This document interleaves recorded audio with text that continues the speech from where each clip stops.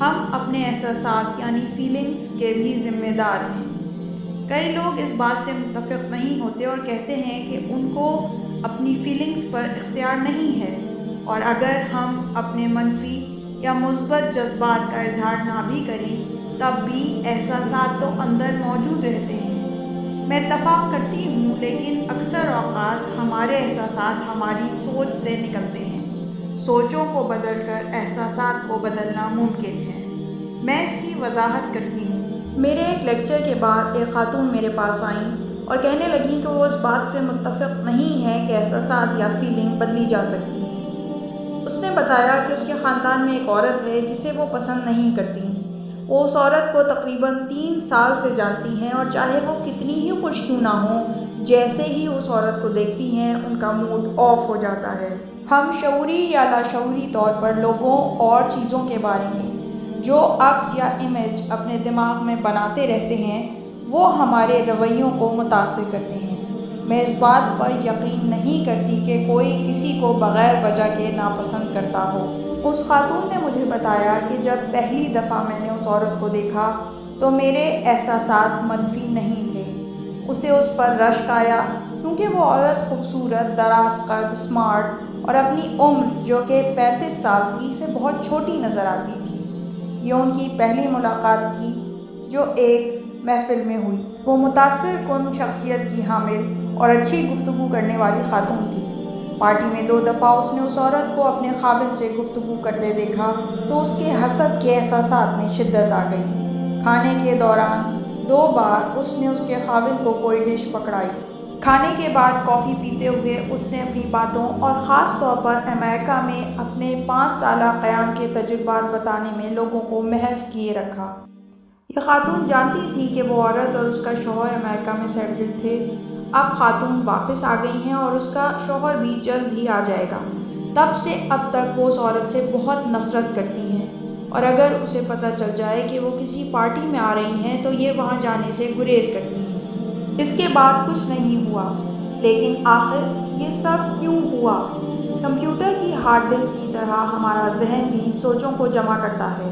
دماغ کسی بھی ایسی چیز پر عمل پذیر نہیں ہوتا جو اس کے اندر موجود نہ ہو۔ جب آپ کسی شخص یا کسی چیز کو پہلی بار دیکھتے ہیں تو آپ اسے پہچانتے نہیں، کیونکہ آپ نے اسے پہلے کبھی نہیں دیکھا تھا۔ اس لیے اس کی فائل دماغ میں نہیں ہوتی، اور اس لیے اس کے ساتھ کوئی احساسات یا فیلنگز وابستہ نہیں ہوتے۔ آپ پہلی نظر میں کسی شخص کو ناپسند نہیں کرتے۔ جب آپ پہلی دفعہ کسی شخص یا کسی چیز کو دیکھتے ہیں تو آپ کے ذہن میں اس کا ایک عکس بن جاتا ہے۔ یہ ایک نئی کمپیوٹر فائل ہے۔ اس فائل میں اس شخص یا چیز کی تصویر شعوری یا لاشعوری طور پر آپ جو کچھ اس کے متعلق کہتے ہیں رکھا جاتا ہے۔ جب آپ نے بالکل پہلی دفعہ کسی کو دیکھا تو آپ کے ذہن میں اس کا عکس یا امیج موجود نہیں تھا۔ اس کا مطلب ہے اس کی فائل موجود نہیں۔ اگر ایسی کوئی فائل ہوتی تو آپ کا ذہن اسے آپ کے سامنے لے آتا۔ بس ایک مثبت یا منفی شدید رائے قائم نہیں کرتے، کیونکہ جب آپ نے پہلی دفعہ اس شخص کو دیکھا تو آپ کے دماغ میں متعلقہ مواد موجود نہیں تھا۔ پہلی فائل تصویر رکھتی ہے، آپ کی رائے نہیں، جب تک آپ اس شخص یا چیز کے بارے میں کچھ کہتے نہیں۔ اس خاتون کے معاملے میں بھی کچھ ایسا ہی ہوا۔ جب وہ پہلی بار اس عورت سے ملی تو اس کی فیلنگز مختلف تھیں، تاہم پہلی ملاقات سے حاصل کردہ معلومات اس کے اپنے پسند و ناپسند کے معیار کے ساتھ اس کے ذہن کی یادداشت میں محفوظ ہو گئیں۔ جب اس کے ذہن نے اسے ٹیسٹ کیا تو پہلی نظر میں وہ اسے اچھی لگی، اور اس کے بعد اصل کہانی شروع ہوئی۔ پہلی ملاقات نے ایک نئی فائل بنا دی اور اب اس نے اس عورت کے متعلق سوچنا شروع کر دیا۔ جب اس نے اپنے شوہر کو اس سے باتیں کرتے دیکھا تو اس نے سوچا کہ اس کا مقصد کیا ہے۔ جلد ہی اس کے گرد زیادہ لوگ اکٹھے ہوئے تو یہ حسد سے بڑبڑائی کہ اس عورت میں ایسی کیا خاص بات ہے۔ ذہن نے ان معلومات کو بھی محفوظ کر لیا، اور جب اس عورت نے اس کے خاوند کو چند ڈشیں پیش کی تو اس نے سوچا کہ یہ عورت اپنے آپ کو سمجھتی کیا ہے؟ یہ میرے شوہر کے ساتھ اتنی اچھی طرح کیوں پیش آ رہی ہے؟ یقیناً اس کا کوئی مقصد ہے۔ اور یہ ساری باتیں اس عورت کی تصویر کے امیج کے ساتھ ہی اس کی یادداشت میں محفوظ ہو گئیں۔ گھر واپس جاتے ہوئے گاڑی میں جب اس کے شوہر نے اس عورت کے متعلق کوئی بات کہنا چاہی تو اس نے کہا، بس کیجئے، میں اس عورت کے بارے میں کچھ نہیں سننا چاہتی۔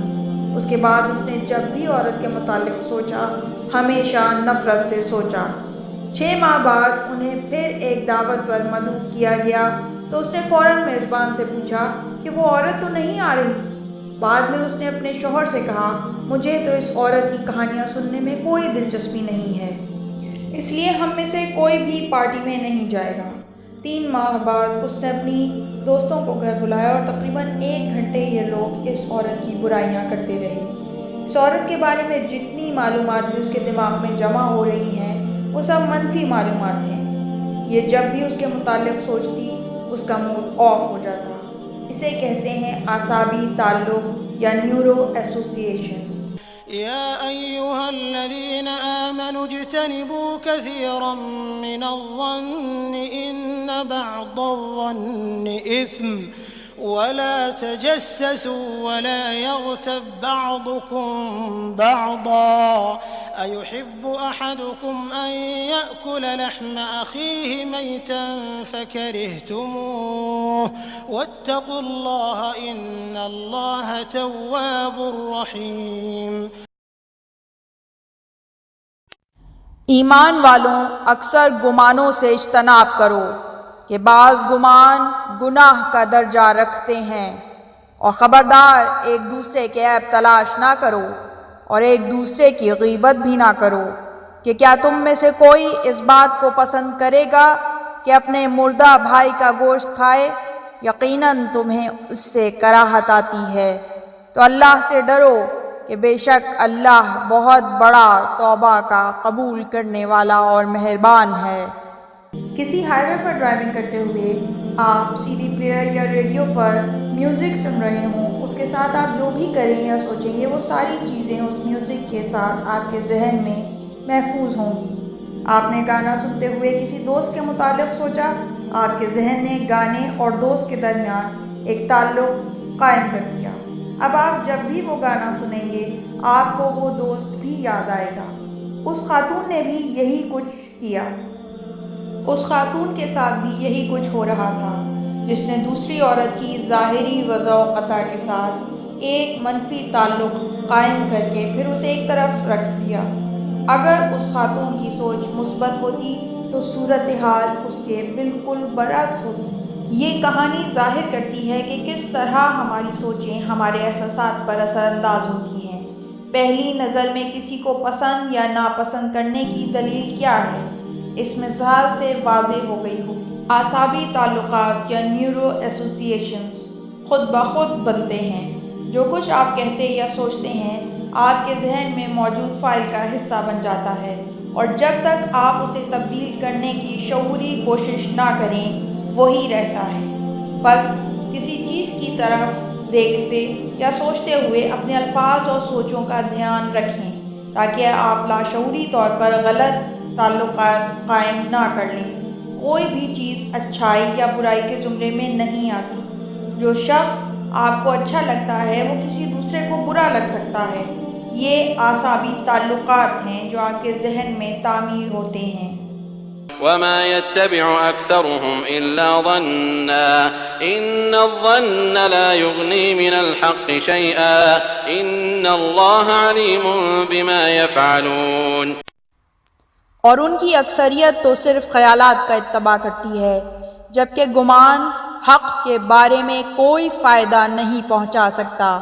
بے شک اللہ ان کے اعمال سے خوب واقف ہے۔